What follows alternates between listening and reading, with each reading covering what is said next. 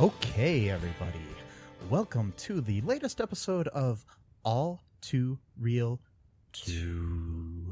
Hi, my name is Michael E. Cullen II, your host, and with me, as always, is my co-host, Matthew Allen Haas. Yes, Allen Haas. Matthew Allen Haas. Yep. Anyways, today on All2ReelToo, we are covering a kind of direct-to-video sequel, a direct-to-TV sequel. This is called The Cutting Edge, Going for Gold. It's a 2006 movie. Yes, and it stars Christy Carlson Romano from Even Stevens and the voice of Kim Possible fame. Yes. And also Ross Thomas. I'm not sure what he's from, but I'm just going to... I think he's Rob Thomas's cousin from Matchbox 20. No. Oh. No, I don't think they're any relation. And there's returning characters from the original Cutting Edge, played by different actors. For reasons unknown, I'm just guessing they couldn't afford the other actors, or the other actors didn't want to have anything to do with this. Not sure why. Yeah. I think it's the greatest movie I've seen in a long time. So... I'm going to agree. Yeah. Well, I will tell you, it is better than Inspector Gadget 2. Oh. And that was a theater release as well, wasn't it? No, that was a direct-to-video. Oh, okay. Yeah. Well, still more than a direct-to-TV, and it still was worse than... Whoa. Yeah. I don't want to talk about that one anymore. No, me either. That makes me cry. Yeah. This movie was directed by Sean McNamara, who has directed... what else has he directed? Let's see here. Cutting Edge 3 and 4 and 5. Possibly. Let's see. No. No, he directed the Baby Geniuses television series. Well, there you go. Baby Geniuses and the Space Baby video. The Miracle season. What's that? Curious now. It's like some kind of sports movie. And, yeah. He's directed episodes of Phil of the Future.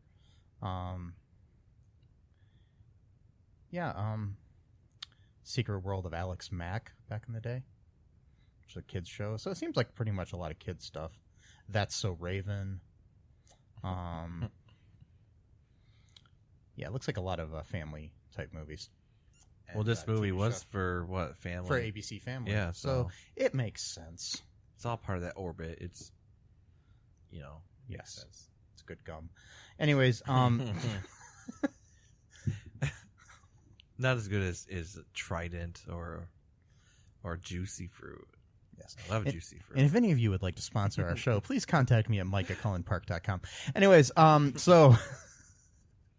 So okay, what's the basic plot of this movie? If you remember, Matt, we just turned it off like 2 minutes ago. So, well, this is one of the rare occasions where it's an actual sequel to the movie, not just a sequel in name only. Yeah, not just putting the number 2 at the end of it and then just rehashing the same exact plot with different different characters. Because in this movie, they are actually returning characters from the first movie. Yes. And they're parents now of Jackie Dorsey. Yeah, the characters of Doug Dorsey and Kate Moseley Dorsey, now being played by Stephanie Kramer as Kate Dorsey, and Scott Thompson Baker as Doug Dorsey. You know, no longer the original actors. No. No, not them. So in this one, it's a little bit of a twist because in the first one, Doug Dorsey's the one that has an injury, and it pretty much takes him out of hockey forever. He can't play hockey anymore, and that's what causes him to eventually become a figure skater. And in this movie, it's Jackie Dorsey. She's the one that becomes injured, not permanently, but she injures her knee at one of their competitions. Yeah, and she was a singles skater. Yeah, singles skater. And she's pretty much out of commission for like 4 months, but she wanted to do the Olympics, which was a year after she got hurt. So she's trying to rush herself to train to, do the Olympics. And her mom gets the idea, I think, that the only way that's really going to work is if they do pairs. And then lo and behold, she ends up meeting some guy that her parents basically, they bought her like 3 tickets to go to Los Angeles with their friends. I guess they didn't really explain that. And then so, but her random white friend and random black friend that we never see again in the whole rest of the movie. We saw that one scene when they're just at the pool. Her friends. There was what's her face from Step by Step was one of the friends. What's the actress's name? I had it here a second ago, but she was like the younger daughter on Step by Step. Step by step, day by day. Sorry, I don't know how to yeah, her name is That's a long name. Yeah, that's a funny name. I mean, I don't know. She even listed in the cast? I don't know. She had a line or a couple lines. She had a few lines. She had more than the black girl. Well, of course. Yeah. I mean, this is a 2006 ABC family. Oh yeah, Christine Lakin is the actress, and then looks like I don't even know who the African American girl was. They probably didn't even list her. It's like if she's in there, she doesn't have a headshot, so I can't tell which actress. Right. I don't remember her character's name. It was she had 2 lines. Yeah, which basically. I thought was a miracle. I'm like, oh my god, they actually gave her 2 lines. Yeah, But then later on, they ruin it, of course, when the 2 announcers, there's a white guy and a black guy, and literally there was three opportunities to give the black guy a line, and at the third one, it almost looks like he's about to say something, then they cut away. It's cruel. It's almost like they're doing it on purpose. But anyway, that's just a interesting little. It's like yeah, I don't know. I mean, I didn't expect much from a 2006 movie. No, but for ABC Family, for them to be like woke or whatever, not even woke, just regular people. But I mean, that's not exactly woke. It's just being like a normal person. But back then, they weren't even awake. No, they weren't. No, they were. Yeah. They hadn't even fallen asleep, so you could wake them up. Yeah, exactly. Yeah, there we go. Yeah. Anyways, so basically, she's out there in Cali. Yeah, she's out there in Cali, and she this concierge at the hotel who has no social skills, not sure how he got that gig.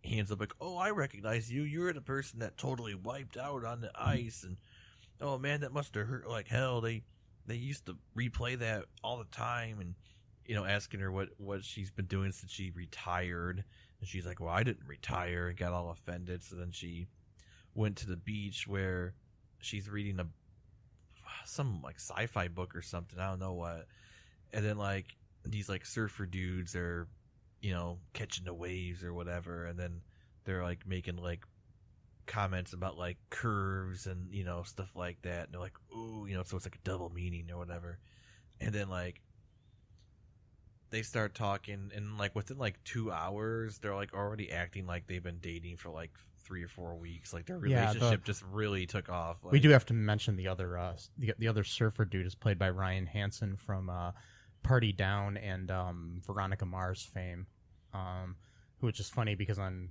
Party Down he was often made fun of for playing kind of surfer type dudes and stuff, which is kind of funny. I think that was like a intentional, But yeah, I like Ryan Hansen. He's funny. He's hilarious, especially. He has like a, I can't remember the name of it, but he has like a web series. I've seen like one or so episodes, and it's like it's called something like Ryan Hansen Solves Murders on Television. Oh wow, is what the total thing. It's on YouTube. But yeah, that's hilarious. Yeah, he's really great in Party Down. I love him. Yeah, so they're hanging out for a while, and I forgot what happens is that she's with her friends at the hotel, and she sees him pulling up like in this really sweet car. I think it was a Porsche, and they're like, oh well, he must be doing really good for himself because he's like a professional extreme athlete. Like he's on that's the other thing. He's an extreme rollerblader. Yeah, and he was on a cover of some magazine that some girl wanted his autograph for him or whatever. So she thought, he's making a lot of money from this because he's driving this car. And he gets out of the car and he's wearing his hotel uniform, so he's car valet.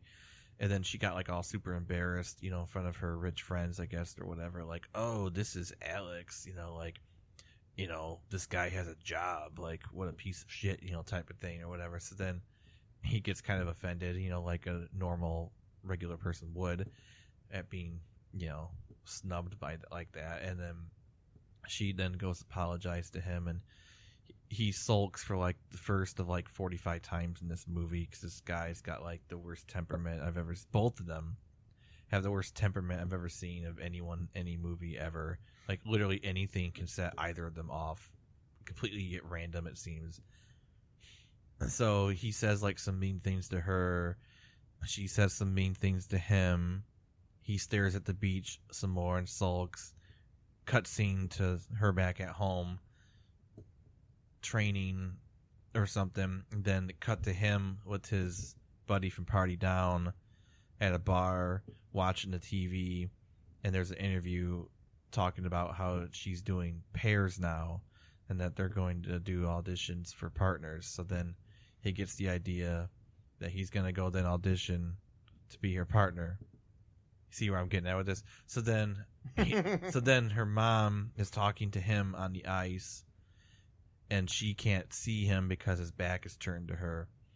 So she thinks that she's already pissed at her mom for interviewing someone without her knowledge to begin with. But then when he turns around, she's like, oh shit, this guy. So she's like double mad now because not only did her mom go behind her back, but she brought in this jerk who has a job from California that she didn't like because he was offended by her being embarrassed about him having a job. So they start fighting just like in the first movie.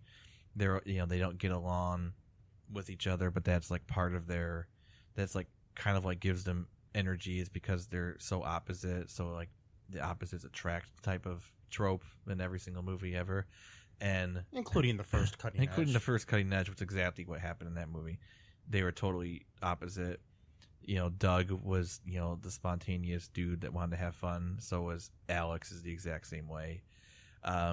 They eventually, of course, start having feelings for each other, and both of them at separate times in the movie pull away while the other one is pining for the other.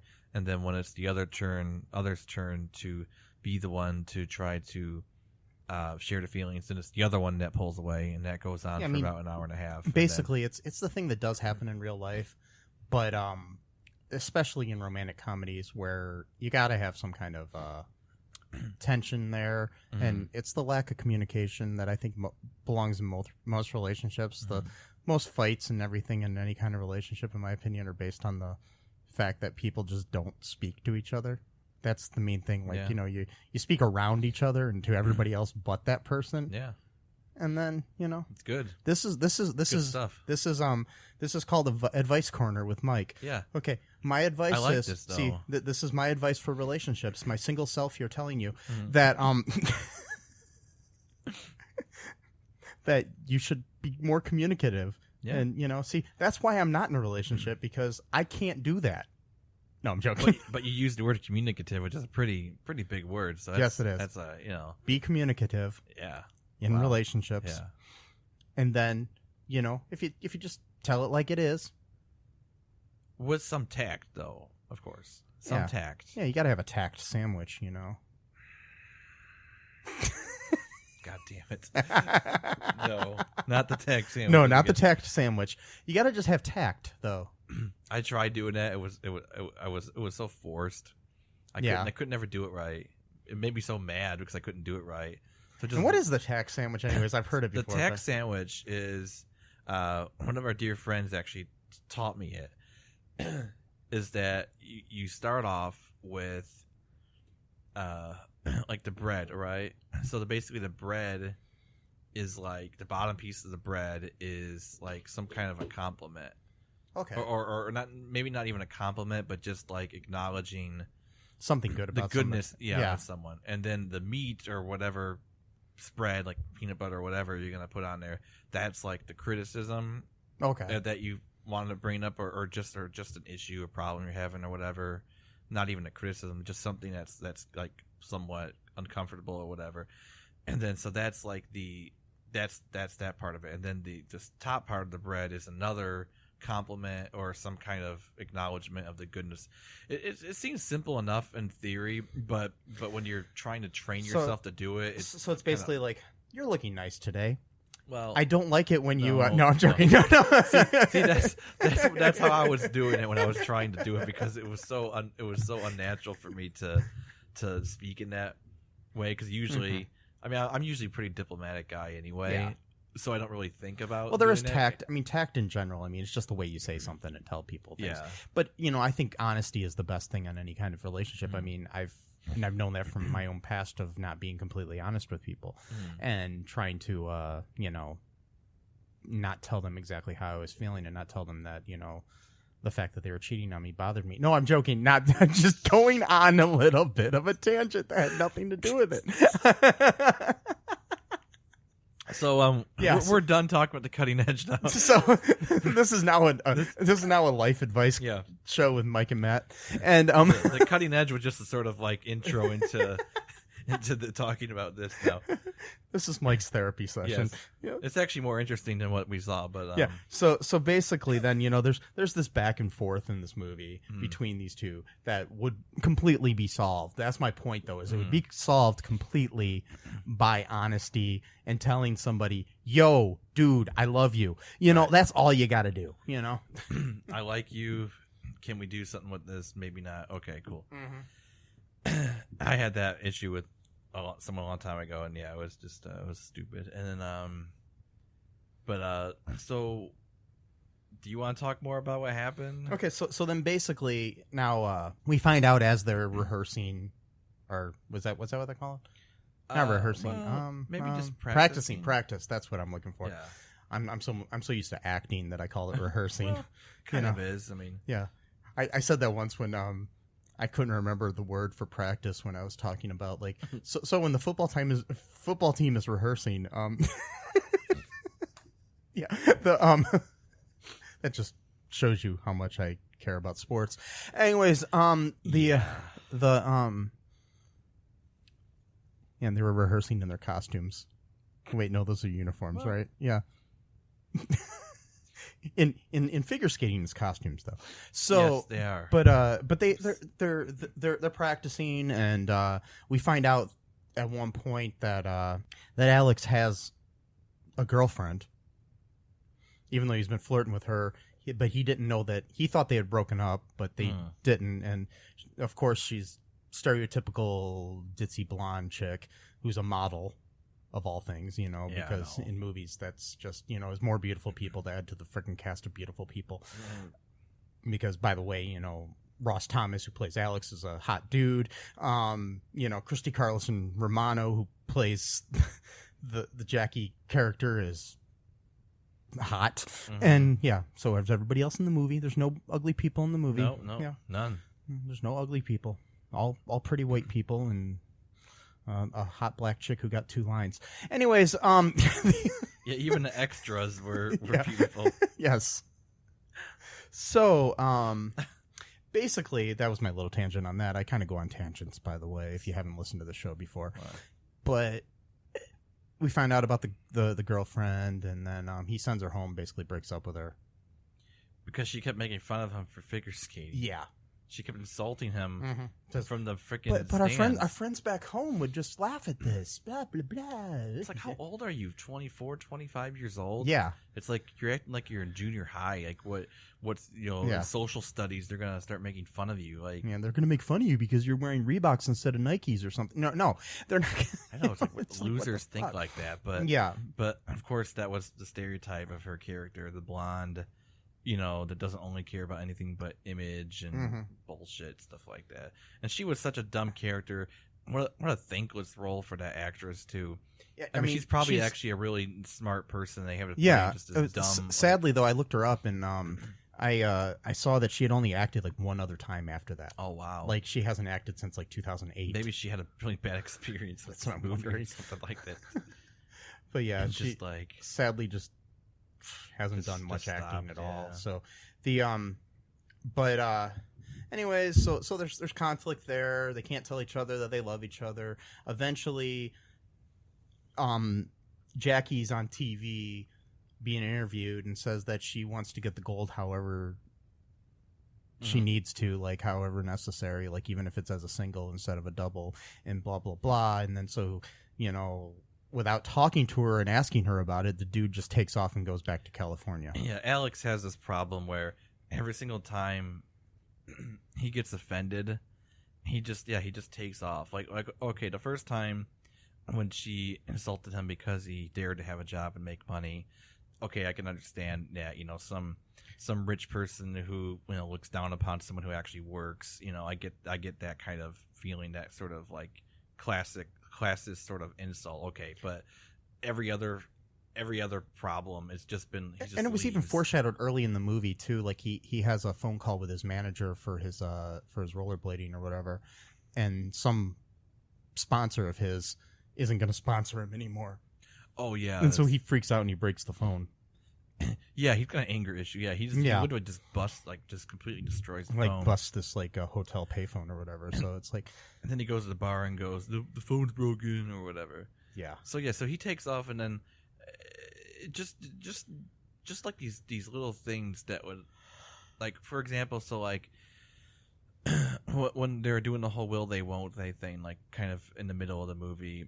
They're finally starting to get along with each other, and how they got that way is because Jackie's mom, she literally like connected them with bungee cords so that they would like get used to each other's movements. That was kind of cool. That was a cool scene or series of scenes, and then they eventually started to like anticipate each other's movements, like when someone was going to try to get popcorn, and she would just kind of get up instinctively at the same time he did, and they were able to eat dinner without like getting in each other's way because they were in harmony. So that was like a cool like little scene, like showing them getting together. And then, by the way, they're always drinking in this movie. There's a lot of alcohol in this movie. It's kind of strange, but like, as we go on, they finally get back together. She goes out to California to find him. Yeah, and she almost dies drowning because she goes out to surf and try to get him in the ocean. That's right, she did. But I was going to mention the whole thing of how he got so mad about how she got so mad about him daring to, well, not daring. Driving to Boston. I thought he just meant he wanted to go for a ride for like an hour, but no, he wanted to drive all the way to Boston. Yeah, and they're like in Connecticut or something. I mean, I don't know how far that is, but I'm sure it's farther than like just drive down the street. Yeah, and they were supposed to wake up at like 5 a.m. or something like that. Yeah, so she was getting kind of then. So and plus, they had been drinking too. They had been drinking, yeah, and then so he got mad at her because he, don't you ever do anything spontaneous, blah blah blah. So then that's when we find the girlfriend. That's right after that. Yeah, she goes to try to be all sexy and wait for him in his bedroom while he's taking a shower, and we get to see his ass. Yeah, for like 30 straight seconds. Yeah, and in a family movie. Yeah, ABC family movie. Yeah, okay. That's what was really. I don't know. That's interesting, but I mean, this is the same network that at the time, and now it's called something different. They changed the name of the channel. Oh, really? Yeah, I don't watch TV. They so always, yeah, but it's still the same channel that shows 700 Club. Anyways, oh god, because of contracts, yeah, they have to. But I find that more offensive than this guy's ass, though. Yeah, so, me too. Anyways, I mean, I'm not gay at all, but I'd rather look at this guy's ass than Pat Robertson's face. Oh God. And so, I know. Or his fucking words. Yeah. We see that, and he's in the shower, and then all of a sudden we see the girlfriend chick, the blonde chick. Yeah. So yeah, she's in the shower with them, and that starts the conflict.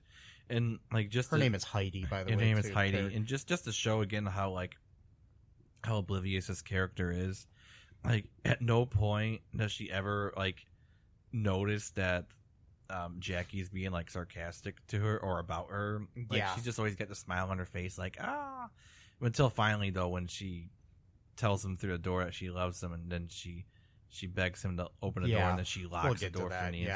In a minute. Why don't we take a quick break, and we'll finish breaking down this story after that, and then we'll listen to some nice little words from our sponsors. Yeah. Bye-bye for a second.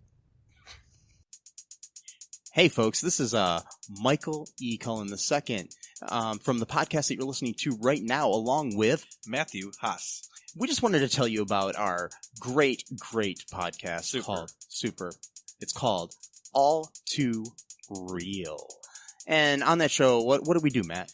We watch biopics, and then we talk about whether or not the movie matched up with the real story or not. So it's a lot more exciting than that, though. Yeah, so we analyze the real story and the real story. Get it? Get it? Real. Yeah, they're spelled differently, folks. You can guess which one I said which way.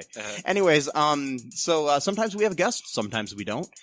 But we talk about great movies like Shattered Glass and The Social Network and Futile and Stupid Gesture, among others. Those are some of the ones that we've covered so far, and we're going to cover a lot more. So please subscribe on Stitcher, Apple Podcasts, Google Podcasts, wherever you find your great, fun podcasts. And be sure to share it with your friends. Do it. And make sure you're not afraid to get all too real. Bye-bye. Step 1. Dramatic introduction. I am Magus Elgar. Magus that Lore Elgar is one of the more respected casters in all of Hearth. The dragon bone plate in my skull probably needs its focus enchantment aligned. Though don't expect to go under his tutelage unscathed. Well, you know what they say. Pretension can turn intention into the best retention. Nobody says that. No, not really. You can hear Magus Elgar and his exciting adventures. Visit MagusElgar.com to download your copy today. Sponsors, products, services. That's what makes the world go around. Yes, it does. You know what? You know how you can help us, folks? You can partake of those products and or services. Yeah. And that'll help our show. We can continue to give you life advice, such as be honest. Yeah.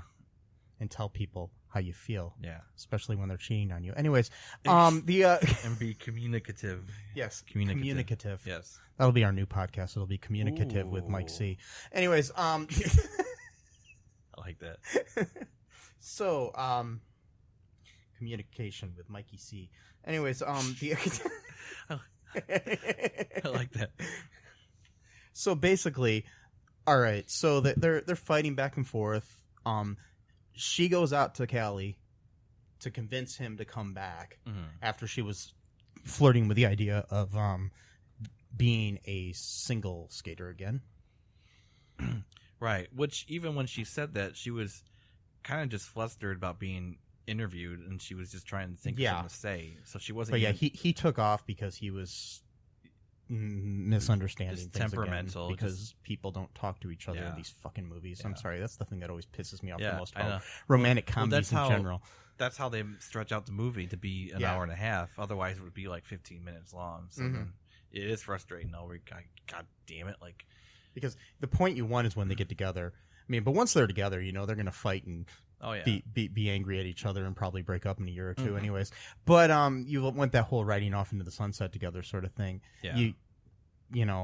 But in the real world, most relationships have that tension, but in a romantic comedy, we have that tension before they get together. Before, yeah. Yeah, but in the real world, people get together and then you have the tension. Right. A lot of times. Yeah, a lot of times. I mean, there are situations, I'm sure, that are like this and like romantic comedies, but everybody wants to paint this, I don't know, this romantic brushstroke of the world that is not real, where that's how you fall in love, and it's, the girl down the street who, it's kind of awkward and cute and everything, and then she's gonna find this really hot dude, or this Patrick Dempsey sort of guy who pays a girl to pretend to date him, and then they end up falling in love. Oh wait, sorry. Anyways, can't buy me love. And so basically, anyways, she goes out there, she almost drowns. Yeah. In the ocean. After she steals some random woman's surfboard, and then the surfboard kind of went off to sea, and you never found out if this woman got her surfboard back. I feel bad for Probably that not. woman. I want to see that movie, the movie about the woman who's just on the beach one day, and Christy Carlson Romano comes over and steals her surfboard. And she tracks her down and then kills her. Well, No, wait. no. No. Well, you're talking about part 5 where it becomes a horror film. Yes, So because I want the Cutting Edge to become a horror series.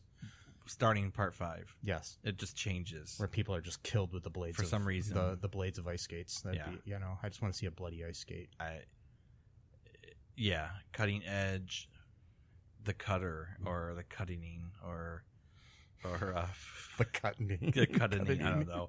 And The lack of communication. see, that's what happens. See, you take 5 movies of lack of communication, eventually it's gonna lead to murder on ice. That's what happens after they get together. Yeah. They continue to not communicate with each other, and one of them Yes. just kills the other. Yeah, that's what happens. So he saves her from drowning, and then I guess he returns back, Yeah.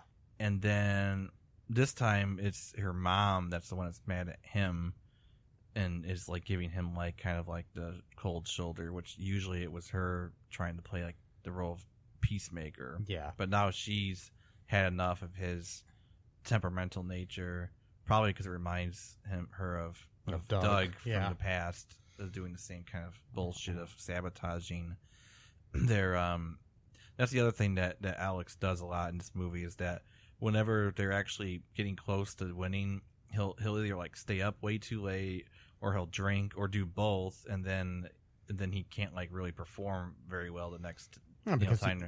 Because there is a good scene. It's actually kind of good advice. He's got that whole point where he's actually so hungover at one point in the movie, right before a big skating thing.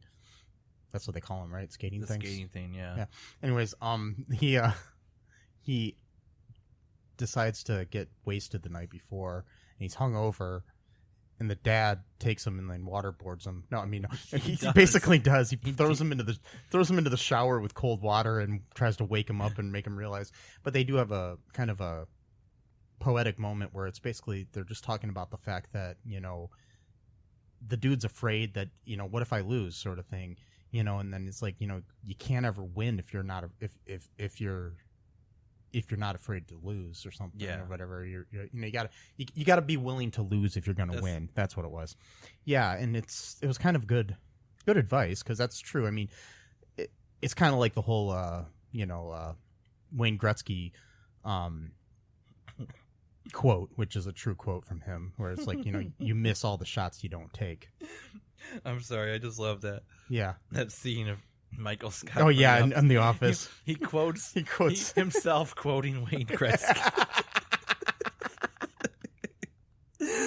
Oh god, because they just showed on the whiteboard, and it says you miss 100% of the shots you don't take. It says Wayne Gretzky, and below it says Michael Scott. And that's in quotation marks. Like quoting himself, quoting Wayne. Oh god, I love that's that. how it works, right? Yeah. No. So but anyways, they have these back and forths and everything, and then eventually she comes to the week.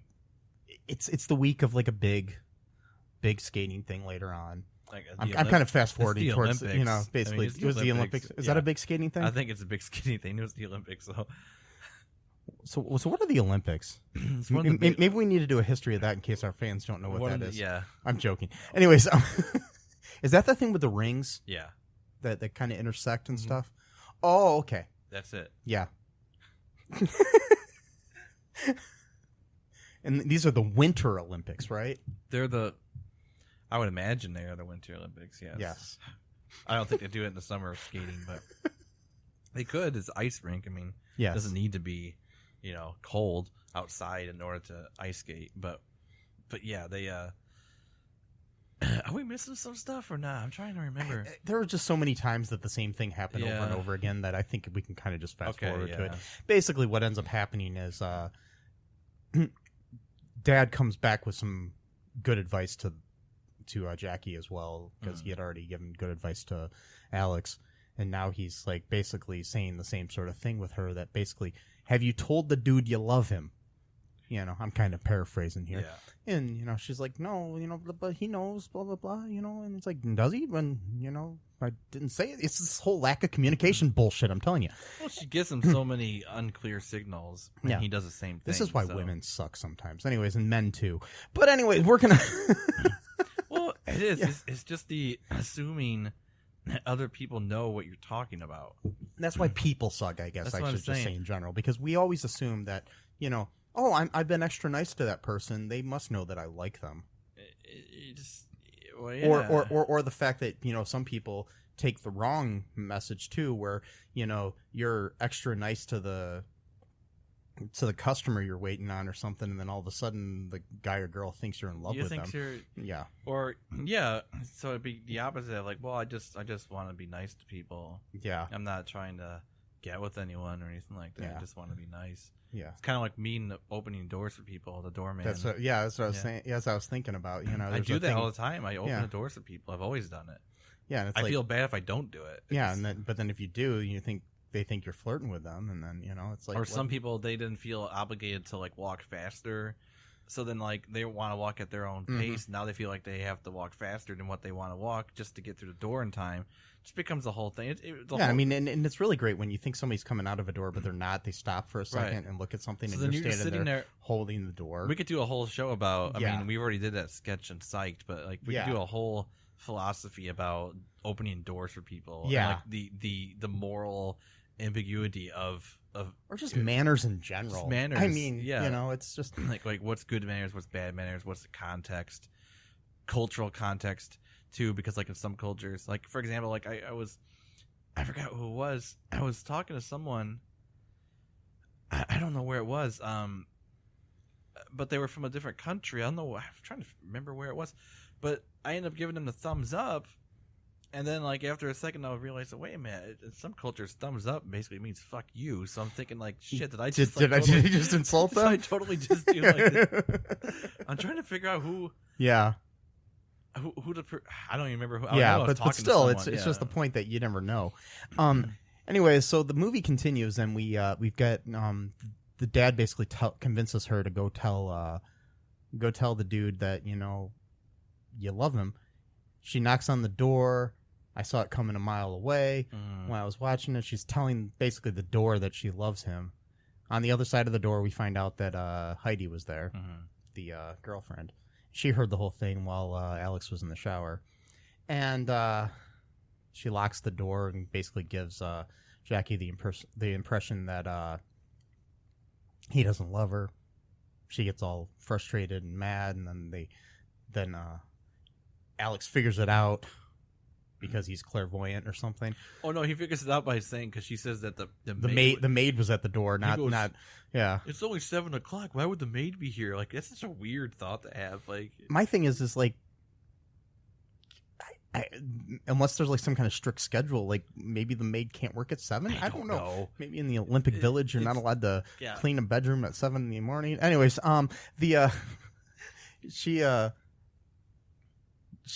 so he goes and runs after her, can't find her because she took off, and then they're about to go to the Olympics, and then they're on the ice, and he's finally says, "I've got to tell you something. I'm in love with you." Blah blah blah. Oh God, yeah. And then they have this great skating thing where they do these triple axels or whatever, and then I'm assuming, win. I think they won. I don't They know, didn't because it say. kind of just ends there. It ends with them kissing, Yeah, they kiss on the ice and they bow. and everyone then cheers. and then you get a cheesy early 2000s sounding song on the soundtrack, and I had to turn it off because I couldn't stand it. Come on, that soundtrack is. I hope they sell that on like Columbia House CD. They still have Columbia House. I would sign up for Columbia House. What's a CD? No, I'm joking. Yeah. I would sign up for Columbia House or what was the other one? BMG. BMG just to get the soundtrack to Cutting Edge to Going for the Gold. Yes. And I hope it would be on a gold CD as well. Of course it would be. Or fuck it, a gold record even. Go vinyl with this. Yes. It's got to be on vinyl. Yeah. Anyways, let's take another quick break here, and then we'll come back, and we're going to... I want to take a look at some of the Internet Movie Database reviews of this movie. Hi, folks. This is Michael E. Cullen II from the podcast that you're listening to right now, along with... Manager Matthew Haas. You got promoted? Yes. Damn it. Okay, anyways, folks, do you like the show Superstore? I don't know. I asked the folks and nobody's answering me. Because they're not here. Oh, but we love damn it. Yeah, we love it, though. Okay, folks, if you like it as much as we do, you're really going to like the Super Story podcast, which is a podcast where Matthew and I go episode by episode and give our little opinions and thoughts on it. Sometimes we have guests, sometimes we don't. Just depends on how we're feeling. Yeah. And, so if you like this podcast and like our little crazy banter, then you should definitely check this out. Or I might get sad. And when I get sad, it gets pretty sad. yeah, So I can't deal with him when he's sad. no one can really. So Yeah. So check out Super Story Podcast right here where you get this podcast, Super Story Podcast. Okay, we're back. Hope you enjoyed those products and or services. I did. I'm enjoying them right now, actually. Are you? Mm-hmm. I like that one. Yeah. You know which one I'm talking about? The one with the straw in it. I have no clue what you're talking about. I don't know. Whatever. The one that had the words in it. The one that's got like a substance involved in like a texture of some type that you can feel, touch, smell, and maybe Or listen to. or taste or listen to. Something. Yes. Anyways, we're back. And I'm going to read a couple of reviews here from the Internet Movie Database on this film. Here's one from somebody named Kimmy Bim 26. This was posted in April. Good friend of mine. Yes, Kimmy Bim. Shout out. Anyways, this was written back in 2006, the same year that the movie came out. And her headline for her 1 out of 10 stars is, "Do not watch this movie if you treasure your sanity. I cannot express in words how awful this movie is. Maybe if you gouge your eyes out, graciously overlook the ridiculously bad writing and acting, and try not to compare it with the infinitely better original, you might walk away only moderately traumatized. Personally, I feel like I need a shower after seeing it. The sequel has all the silliness of the Cutting Edge with none of the charm, not to mention none of the original cast. If I could give it a negative rating, I would gladly do so. It's an unnecessary film that is so bad it almost goes so far as to ruin the original." I hate that phrase. Anyways, I would rather see Kate and Doug get hit by a Zamboni than believe that their union spawned this Jackie creature. Horrible props to D.B. Sweeney and Moira Kelly for skating away from this clear disaster. So, okay. My comment on this. I hate it when somebody says a sequel or a remake ruins the original. It's still there. People, it's out there. But it means that the what's in the future is now canon. So therefore, anything in the original means that it spawned that thing. So that is affected the past in some way. But it hasn't. Well, in a way it has, because if the past and present and future are all connected in some way. So, But my thing is okay. I don't agree with her that the movie's that bad. No, but let's say I watched, Return of the Jedi in theaters when I was a kid. Okay, when it came out. I had this great time when I watched it. All right, then the prequels came out. Did that ruin the experience I had when I was, a little kid watching the movie in theaters? No, it didn't ruin the experience. I just mean that, like, if it changes the story in some way that the person doesn't. Again, we're talking about the cutting edge.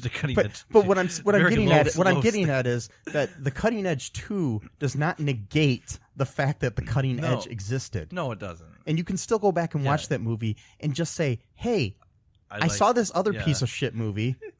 No, that was a good movie. Yeah. What I'm saying is that no, and I'm not calling the cutting edge piece of shit. Oh, okay. I'm calling the sequel, which I don't think is actually a piece of shit. I'm just going from Kimmy Bim's point of view here. Anyways, I'm just saying that if she sees this movie and thinks it's gonna destroy her sanity, I mean, first off, don't let a movie destroy your sanity, bitch. Oh, I'm sorry, I shouldn't call her a bitch. I'm gonna take that back. No, well, yeah. Just be honest. Like you're talking about being communicative. Just you can take it out. I don't care.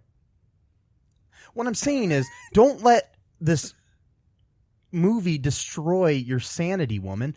And because it's just a movie. You watched it. Sure, you wasted a couple hours of your life watching a movie, but you don't have to watch it again. Right. You can choose to watch the original again if you really like it, and just pretend that this doesn't exist. I mean, in a way, it kind of doesn't, because it's an ABC family. Need I also mention too that she's getting worked up about an ABC family made-for-TV movie, and is surprised that it's not as good as the original. Like, of course, the main cast isn't going to be selected to do an ABC family sequel to a movie that comes out 14 years after the original. Which I'm going to get into too, is the fact that there is no way that could be their daughter. No. Because she's in her 20s, and if it's 14 years after the first movie when they met. Unless there's a time jump at some point. Yeah, because I think they're basically retconning the whole thing to be earlier. Which, whatever. Go with it. I don't care. They never even mentioned the year, I think. No, so it could be later. It could be in the future. Yeah. Maybe this movie takes place, in the future. Maybe it takes place on Earth 2 or something like that. And yes. This is a whole different... No, just kidding. One of the things she said, okay, so like, gouging your eyes out, or rather, seeing them get hit by a Zamboni, very violent talk here, trying to sound tough. This is a movie for ABC Family. It's meant to be fun and like silly. Quit trying to sound, like you're just some badass. I don't know. And then, you sure that's even a woman? That sounds like something a guy would say. No, I know. Maybe Kim is a male name here. Who knows? Just saying, it sounds. Let's just say person. Yeah. Okay. I'm just saying, most comments like that are usually written by edgelord dudes who try to sound like sweet. Well, this is 2006. Who knows? Yeah. Let's read a 10 out of 10 review. Well, that's ambitious. Okay. This one is Juana Della Vega, 18. There we go. It's all one word, so I was trying to make the right flow. Okay, anyways, the Cutting Edge 2 was so good to work. I have no idea what that meant, but that's their headline. I love the storyline and how Jackie met Alex. It was both funny and romance. I think this person might be foreign. Maybe, because it doesn't sound like proper full English here. It could be, yeah. It had enough of everything, humor and sad scenes, and I really like the ending. When Alex told Jackie that he loves her and wants to spend the rest of his life with her, they make a cute couple. I didn't like his girlfriend, Heidi. She was mean to Jackie, and she told Alex that... Well, she was only mean for that one. Yeah, I know. That they will never be together. He learned to skate, and he's a good skater. Alex is such a handsome guy, and he has those blue eyes. Oh, he acted so good, and Christy did very good work. She looked so natural skating, and she made those doubles spin so easy to do. The last scene, when they were skating, it looked so good. Okay, that was the whole review. Okay. Yeah. It wasn't bad. Yeah, I don't want to make fun of the person, but Sounds like a child probably wrote that or something, is what I'm thinking. But that's okay. Yeah. So those are the reviews I think I'm going to read. Maybe, let's see. Here's another one. It's a 3 out of 10 stars. It says, no thank you. I really disliked the movie on account of some of the content. It made it so that I couldn't have my children in the room. What? I will not watch this movie again. Part of the ocean scene, shower scene, and the H word in every question could be cut out from the movie. It would be an extremely wonderful movie. But because those scenes were included in this movie, it should be R-rated. This sounds like it's an ultra-religious That's person. what I'm thinking. Because you think that's R-rated? Wow, like... Yeah, and this is somebody named George Bratt04. Thanks, but no thanks. The movie was well written, but it's definitely not a family movie. As far as the characters and plot, the movie was great. It has a good twist, and is worth watching. It wasn't that a great twist when the two leads got together at the end of the romantic movie? Yeah, that was a anyways, twist. Yeah. The movie also hypes up the fact that Oksana Bayul is in it. She was one of the commentators, but she's not a huge part in the movie, which is too bad. She's a good actor. She's a skater. Wow. Known for skating, not for acting. Wow. She might be a good actor. I don't know, but I've never seen her act in anything besides this. So, anyways, those are the reviews I'm going to read. So what did you think of this movie? Would you recommend it to anyone, Matt, for any reason? Yeah, I think it would be a good movie to watch, like, when you're maybe just, like, late at night, if you just want to chill out or whatever, and have something to kind of, like, sort of pay attention to. Like, if you're just sort of trying to unwind or whatever. Like, those are the kind of movies I usually like to watch, like, if I usually, like, you know, come home late or whatever and I just want to unwind for a bit, I usually just watch, like, kind of easygoing type of movies, like, where there's not, like, a whole lot of... Not a lot of thinking needed. Yeah, like, not a big plot, but just something that's kind of enjoyable and it just kind of makes you feel, you know, good. I mean, this movie is definitely not as good as the original, but I did like it, actually. Which is surprising. From all the movies that we've watched so far that are the direct-to-video sequels, probably this and Honey, We Shrunk Ourselves are my two favorite. Yeah. Which is funny. But, yeah. They are the two the best ones. But that freaking statue, though, at the end of Honey, We Shrunk I know. Ourselves. That was kind of, yeah. I mean, I did kind of like Sandlot, too, a little bit as well. But, I mean, some of these I actually enjoy more than I'm probably letting on. But, that's neither here nor there. You know what? I have one more comment, though. Yeah. I bet you that woman, or that Kimmy, who said this was such a terrible movie, I bet you that person also probably gave 232 like a 10 out of 10. Yeah. I'm just guessing. How can you even find out if they... I don't know. Let's see what else they reviewed. Can you do that? Oh, you can actually check how many things they review. Oh, God. Yeah. So I just looked it up, and that's the only movie that they have reviewed. So like, who knows what else they think of other great films that we've covered. One-hit wonder. Yes. So if you're out there listening, Kimmy Bim, thanks. And thank you. Appreciate your feedback. Yes. Please write us. You can contact me at mike@cullenpark.com and look for us on Twitter and Facebooks and the Twitters and the Facebooks and the Instagrams, and what else? All the social medias. I'm adding S's to everything's. All the social medias. Yes. So for now, hopefully that this podcast didn't destroy your insanity.